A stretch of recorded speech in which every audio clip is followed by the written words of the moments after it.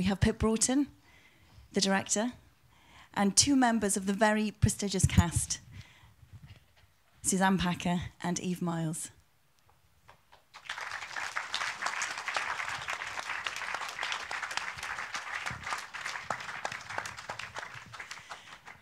Owen, how are you doing? You just arrived, you're right. I'm good, yeah. It was very nice to get here. It was nice to see some of the film and to see it on the big screen. It's the first time that I've seen it. Good. So this is your second film poem, The Green Hollow. I have it on good authority. Recorded the highest audience appreciation rating for a BBC One programme for 5 years. So no pressure to provide all people. So what is it about the film poem form that appeals to you? It's a form that grew out of something that I first wrote for radio, and so it grew out of a very much writing both for the voice and for the ear. And it's still, as you can see, it's very much a literary form. And I'm not just saying this because she's sitting here. I think it only works with a certain kind of filmmaker. And when we made The Green Hollow, the reason I wanted to return to this idea of it's a kind of verse drama, it's sort of a lyrical reportage, I suppose, a form of poetry documentary. And I think that's a very important aspect, the fact that it starts with these documentary interviews. I mean, I did over 70 hours of interviews for this film. And were they face-to-face interviews, or yeah, did you get people to write their stories down? On the whole, it was face-to-face. There were a few that I was helped with by some people who went off and did some further afield. But on the whole, it's really important, especially with this style of work, to turn up and to sit opposite people. Because however far the language and the imagery might travel, it's those original voices and those original experiences and thoughts that absolutely give the foundation of this kind of work. But the reason that we wanted to return to, experiment with it, with The Green Hollow, is that it is a work that is particularly well suited, I think, to combining the choral and the individual experience. And so when this anniversary was on the horizon, Pip and I sort of saw the opportunity to approach BBC Wales and to ask if we could take this form to this subject, which I should say was still a huge risk, and I'm still incredibly grateful that BBC Wales allowed us to take this form, because, of course, The Green Hollow is about an event, something that happens, and here you're engaging with an idea. So it was still quite an adventure, and we still went into it not knowing how an awful lot of it would work, actually. With The Green Hollow, as you say, it was an event in a particular place in a particular time. With this, you're talking about 7 decades of history and a national service. I mean, did you know exactly where you wanted to begin with it? Oh, I knew everything exactly. No, I knew hardly anything. And that's the other reason why you spend that time doing the interviews and doing the research, because you go into this kind of thing with your own ideas and perhaps some preconceptions, some of which remain and others which get dashed. I think it's really important that you have to present what you find. I guess what I did know from the start is that I wanted to try to create a lyrical bridge that I supposed shortened those 70 years. So I wanted to tell the story of the founding of the Act, which is an extraordinarily inspirational a political tale of this combined vision and action.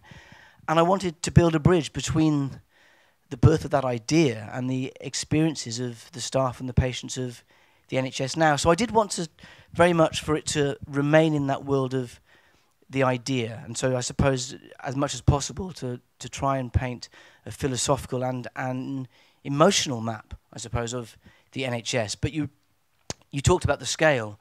And I was probably I was coming to the end of the research when I realised that the NHS operates on this extraordinary double scale. It is this huge societal idea, and yet for all of us, it's deeply personal. It cares for the people that we love. It cares for our bodies. And so that was a real breakthrough moment when I realised that it had to have that intimacy about it as well. And there is a very personal thread for me running through this story, which at first I was trying not to write about. But then I realised I sort of had to and also should. I think. And Pip, if we come to you, you were presented with this poem. How do you even begin to bring it to the screen? You read it, and you read it, and you read it.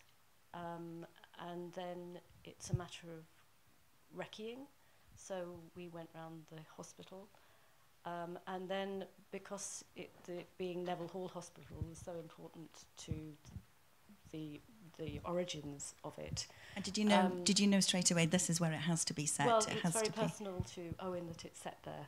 If you like, that is where it's of its roots. And so we did some wrecking in the area around, and so those beautiful mountains offered a thinking space. We knew that the middle section was going to be quite claustrophobic and inside the hospital, and we wanted it to be very real. Whereas for the first part, we wanted it to have some lyricism and some breathing space. And also, we went for coffee in an art shop, and above there was this art class. So it was fortuitous, and when you're making something, you've got to let the accidents happen.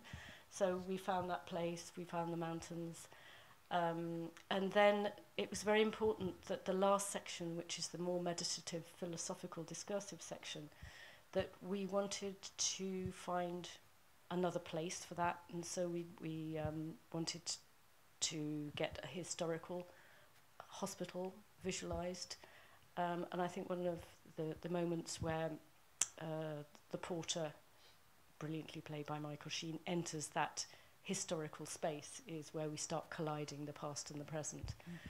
We very consciously didn't want to use archive, we didn't want to use old photographs. We wanted Bevan's spirit to be represented by all of the actors. I was going to say, we don't actually see Aaron Bevan. There's no Pathé footage. We don't hear his voice, but we hear his voice through the actors. Yeah, and that was very central to the concept, that we were living and breathing his ideas as we do today, rather than it being a biopic or here is someone pretending to be Nye Bevan, because how do you represent that other than in beautiful words? And as far as the structure is concerned, I mean, you don't just start 70 years ago, you start in a cave at the beginning of human history, in the way when the first person stretches out a healing hand, but it's framed within one day, and also, in the life cycle, so there is a definite structure to it, whereas I guess when you started, it could have been very sort of open-ended. Well, I mean, we started off with 3 parts, didn't we? Yeah. The 3-part structure had worked so well in the Green Hollow that was something that we both felt would instinctively help us. But you're right, from quite early on, I wanted those 3 sort of parallel structures going on. So there is exactly that.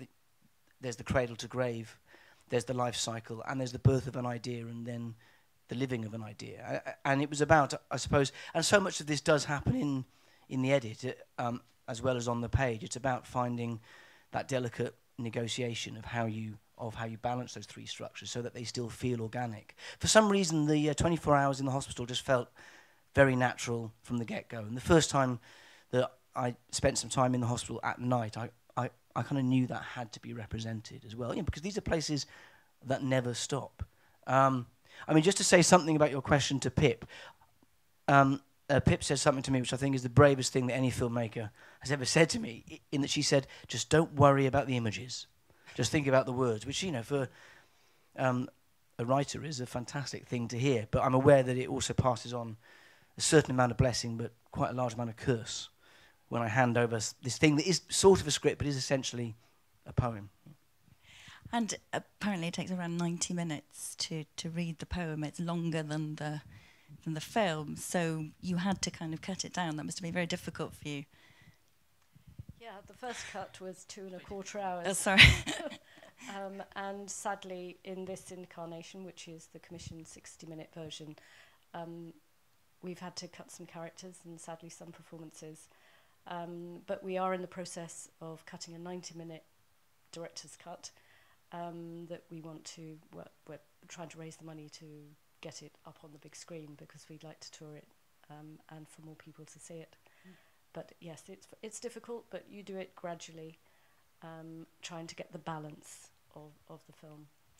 And just briefly, you were working in Neville Hall Hospital, so you were literally on set, as it were, in a working hospital. How difficult was that, just on a practical level? We tried to be as low-key as possible. We tried to be as responsible as possible. And when we were told to stop and go, we stopped and went. But it was so important. It was like a relationship, a collaboration with the hospital, because they were so keen that we portrayed all of the corners of the hospital. Any traditional medical drama, you have your surgeons and you have your wards and you have the A&E entrance, but we wanted to show the fabric of the hospital, and we were supported in doing that. We were in the morgue, we were in the special baby unit, and the parents of those fragile babies gave us permission to film, because everyone heard that we were doing a love letter to the NHS and wanted to give to that gesture. So you had extraordinary access. It's probably unprecedented. Yeah, totally. Yeah, we're very grateful. You were talking about hospital medical dramas there. Suzanne, if I can come to you. You're probably best known as the character Tess in Casualty and Holby, a fictional nurse. How different was it for you to prepare for this role? Interestingly, I wasn't looking for a character. I read and read and read my character's words. I've made the character, but not the character. The words of the real people who said them, and I just wanted to see how that landed on me, and so I just concentrated on the words really. And then I remember I had a lovely direction from Pip, just to guide me, to give me a little focus, and she said, think of Shakespeare. Think of the way the poetry comes through, even though it's very lyrical. And so I took my attention away from trying to create a character and just looked at the poetry, and then the humanity of the character, that as you say, the sort of very specific, intimate comes through without having to search for a character, I felt. And your own mum was a nurse. Mm-hmm. How did that influence you? Well, it's interesting because if I hadn't been in this, I would have been gutted. But partly because it to me, I know it's been described as a love letter. Having now seen it, because this is my first time, it's almost a thank you. And I feel, for me personally and my family, my mother literally started training at 16 and then went through a whole professional life as a nurse and was a senior nurse by the time she retired. So I feel the NHS is in my soul, it's in my DNA, because of course I've got to know her friends, most of her working colleagues, and then of course having to, going on to work on Casualty for nearly 13 years, it's never left me. So yes, I would have been gutted, but I would have still championed it. Yes, I mean, what can we say? It's intimate, but then it's at the same time very universal. And Eve, why did you decide to take up this role? I know you've worked with Pip and Owen before. How could I not be a part of a film that reminds my generation and my children's generation that the NHS wasn't always there, and it's not a given, and that it's, frightening that it could be diluted and it may not be there in the future. I felt it was my responsibility as a human being, as a mother, to be a part of this very important film and to be a part as a very important voice. And it's going back to what Suzanne is saying, is that we didn't have characters, we had a voice. We all have a voice, and our voice should be there to save the NHS, and I think this is what this beautiful piece does. And your character is slightly different in that, like Michael Sheen, you have a narrator role. Yes. That's quite a tricky balance, isn't it? Yes, yeah. It is, but it's, myself and Michael were loosely narrating it, but they had all the historical facts, and they had all the bullet points for us to be able to explore the real stories in and amongst it. So we served as a guide, I think. Well, it's an all-star cast. I'm just wondering, Pip, how difficult it was to A, bring people on board, and B, get them together at the right time. You film this in quite a short space of time comparatively. Pip, I'm going to pass this on to you, but I warn you, it's very sweaty. Thank you. Remarkably,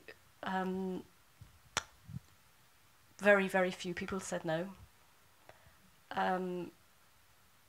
Some people, by return, said yes, just by hearing it was by Owen and that it was about the NHS.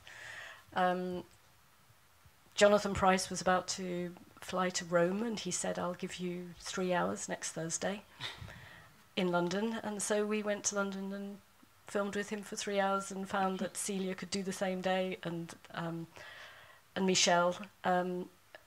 Celia, we had an hour and a half, Michelle 2 hours, and that discipline of the shortage of time just means that you work in the moment, and it gives it a freshness. And because we've been doing this with Green Hollow and a lot of the same cast have come together, that act of speaking into the lens has become comfortable. The first time round it was less comfortable, but now it's become comfortable. And I'm sure you would say it's quite an experience speaking into the lens as opposed to with the lens off your eye line. I don't know, we haven't spoken about this, but... It goes against all rules, really, doesn't it? I mean, it's the first thing you do is if you catch lens, you go, oh, sorry, we're going to have to go again. I've looked straight down the lens. But it's what Pip said with the Green Hollow. It was strange. It was slightly uncomfortable looking down lens, because I guess it's what presenters do, and you're very comfortable with doing it. But It's strange to begin with. Is it? It We're the is. same first. Very kind of unusual. But when it came to this, it helped in a way. I mean, I can only speak for myself, but I felt like I was really... we have to connect with the public on this. We have to talk to you, almost like a radio piece, where you speak into a microphone and you're talking to one person and you're being intimate. That's how we approached talking down the lens with this film, is that it became even more intimate, and I think it served it. I hope it served it beautifully. It felt like it did. You mentioned radio. When I watched it the first time, I thought this would work really well on radio. It's a play for voices, and although the imagery is absolutely beautiful, did it ever cross your mind to write this as a radio play? No, I don't think it did. No, I mean, I guess from the outset, this was very much conceived for TV, but I was able to have that confidence because we were working off the back of the Green Hollow. I think it was with that I probably had even more anxiety about the form. Although, as I said, that's not to say that in the middle of things, sometimes we found ourselves in very unfamiliar territory. But you're absolutely right to mention radio again, and indeed play for voices. And I think someone else once had the concept of a first and a second voice as the narrators. I don't know, another short Welsh poet somewhere. But again, that idea of voice, even though I should stress, it's a very interesting grafting of voice between those interviews and my own, and it only really works if you allow yourself that lyrical license to let go of the interviews. And what I've noticed with both pieces and the previous piece that I mentioned that actually was for radio called Pink Mist. Sorry, I've obviously been in Spain for too long. I can't speak English anymore. Is that at the opening of these, it tends to work that this is the words of the people I spoke to in my voice, and as the piece opens up, it increasingly becomes my words in their voices, and so it's an interesting dance between the writer and those original voices. So yeah, voice is key to it all, and that's what it's so interesting to hear Pip and the cast talk about not playing characters, because how I think of it is that it is passing on of these voices, and with each person, with each stage, there's a process of distillation and change.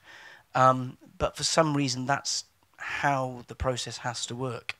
And at the end of it, what you hope is that even though there's a whole lot of language and even ideas that weren't in those interviews, in terms of ownership, this should feel like the film of those NHS staff and patients who I spoke to. And we'll be screening it back at Neville Hall tomorrow, so I guess that's when we'll find out.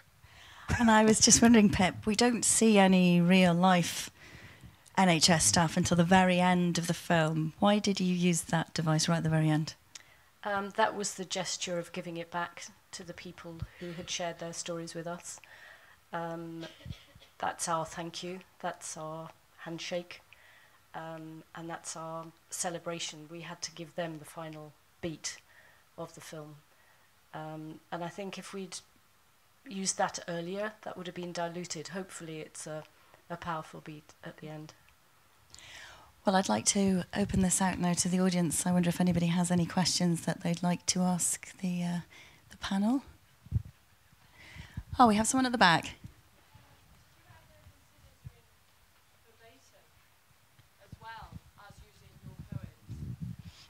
So I think the question was, did I ever consider using verbatim as well as using the poem?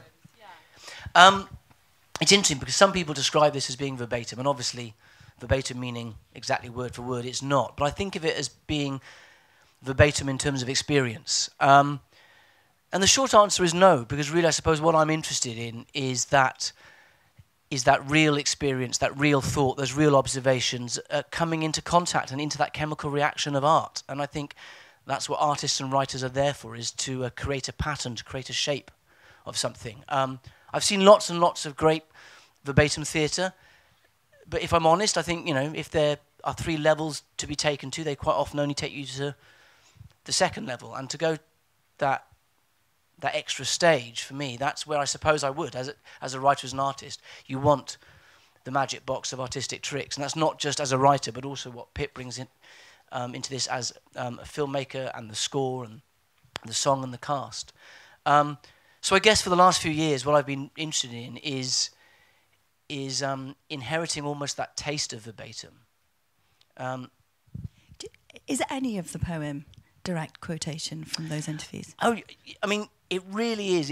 It's a very complex mosaic, really. Yeah, no, so absolutely.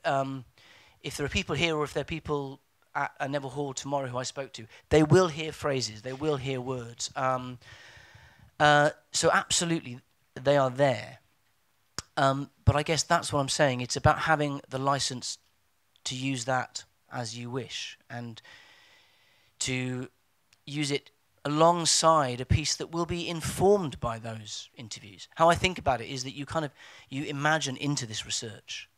And it's interesting because we saw this with the Green Hollow as well. It was some of the speeches that were entirely invented. My imagination was some of the speeches that people from the community of Aberfan felt were most kind of theirs. And I suppose that's when this form, which I'm not saying it works perfectly all the time, but that's when it's working at its best. So I guess I'm interested in that taste of verbatim and that foundation of verbatim, but then in seeing what can be done with that in terms of shape and pattern. Gentleman halfway up. Jochen Vardion. Quite a beautiful love letter back to the NHS, and somebody who's worked in the NHS for most of their adult life. I'd say thank you to you all. There was quite a worried tone about the future towards in part 3 of the film.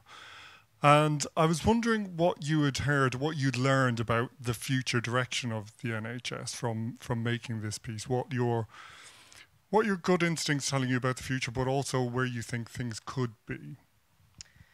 Yeah, thanks. I guess there's one really important thing I should say, is that we're all aware that there are 3 different NHSs in Britain: NHS England, Wales and Scotland. And that was one of the things that was a slight frustration to me, that I felt I couldn't get involved in that in this kind of a piece. Partly because I wanted it to be about the philosophy and the thinking of the original idea. So a good amount of the concerns that I came across and the people I spoke to were quite often from experiences of working in NHS in England, where there was a general sense that there was more of a risk of creeping privatisation. Understaffing was one of the first things that nearly everyone spoke about. The crisis in recruitment. I finished by asking everyone I spoke to, will the NHS as we understand it, being true to its core principles, still exist in 10 to 15 years' time? And almost exactly 50% of interviewees said no. And that was a real shock. And one of the most common phrases I heard was this idea that the NHS logo has the potential to become a kite mark, under which the ethos and the ideas at the heart of what we understand as the NHS could potentially be eroded. Obviously, there were concerns about systemic underfunding, a lot of concerns around cuts on social care year on year for the last decade, because of course it's the NHS that picks up on the hit on that. Lots of very, very serious concerns around Brexit in terms of research, in terms of recruitment, in terms of the risk of American health companies when we're negotiating in a post-Brexit world with America. That's going to be a huge part of the negotiation discussions, potentially, are those health companies wanting to have a slice of this market. I mean, I never wanted this to be histrionic or overly dramatic, and I hope it's also celebratory. And I must admit, in my personal experience, I had a very strange experience in that when I would tell people I was making a film about the NHS, nearly everyone would say, oh, God, that must be hard to make cheerful, that must be hard to do, that must be tough. And yet, of course, it wasn't. Every day it felt inspirational. And that's when I sensed this gap, and it's a narrative gap in terms of the experience of the NHS for so many people and the story that we're telling about it. And of course, when things go wrong, those must be mentioned. But nearly everyone I interviewed said that the tide of bad stories in the press is a constant erosion upon the morale. And I think what people were really worried about is that if you drip feed a story that actually this idea doesn't work anymore, it opens chinks where other ideas, other systems might be felt to be a more a potential way forward. I think we might have time for one more question. Gentleman here.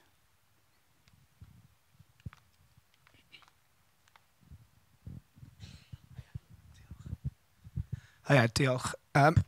So for me it was really emotional watching. So I was born in the hospital. My dad died in the hospital. My uncle is still a porter in the hospital, just like Michael Sheen. I felt slightly sad that there wasn't more Valley's language in there, should we say. But I thought it was amazing that you got Michelle Collins to nail Kutch. That was effing impressive. I wonder, though, Owen, if you will take Michael's lead now and pivot your career and become a crusader for retaining the NHS in the way it should be, and ditch the pen and go on a moral crusade. Oh, well, thanks, Steve. Just on that note of Michael being a porter, and you asked about filming in the hospital, there were many fantastic things about filming in a living, breathing hospital as opposed to on a TV set. And one of my favourites was that Michael was so embodying his porterishness that that we heard about a couple of porters having a chat and saying, "Who's the new porter then? No one told me about him. Is he going to take my shift?" It's like, there you go. And the Valley's accents is interesting because Pip quite rightly said that we partly chose Neville Hall because, exactly like you, I had my first memory there when I fell out of a window at the age of 2. I've had grandparents die there. Our second daughter was born there. But also it is the hospital that is the most immediate descendant of the miners' welfare hospitals in which Bevan gained that experience, where he saw that communal action can lead so effectively to the emancipation of the individual. So it was important in terms of its link. And of course, it's entirely, well, not entirely, but there's a huge amount of its staff come from Bevan's homeland as well. But we did want a range of accents because we wanted it, hopefully, to speak to all of Britain. And we wanted somebody working in the NHS in Sheffield or Scotland to feel that this was their story as well. To come to your actual question, I think the best thing I have to offer is probably, I hope, the pen and the page. But as Eve said, I mean, I certainly feel a lot more knowledgeable and a lot more informed and a lot closer to what the NHS is and what it's like to work in it today. But how I feel about it hasn't changed. I hope in my personal life I've always been a crusader, and I hope through this film, I mean, no one wants to make something that has its finger kind of wagging at you out of the screen. But yes, we want this film to provoke as well as inspire, and we want it to be a campaigning film of a kind, because it comes back to that concept of wonder. It's about reinvigorating the wonder of the idea. So I hope in that way we're making some sort of a contribution in the direction that you're suggesting. Owen, thank you. Well, thank you very much to our panel, Owen Sheers, Pip Broughton, Suzanne Packer and Eve Myles. A diolch yn fawr iawn I chi am ddod allan o'r noson mor boeth. Thank you so much for coming out on such a hot evening to watch, to provide all people with us this evening. Just remember, it's broadcast on Thursday evening on BBC One Wales at 9 p.m. And we're very pleased to say also then on network on BBC Two at 8 p.m. on Saturday. And you can, of course, catch up with it again on BBC iPlayer. But for this evening, thank you very much. Nos da.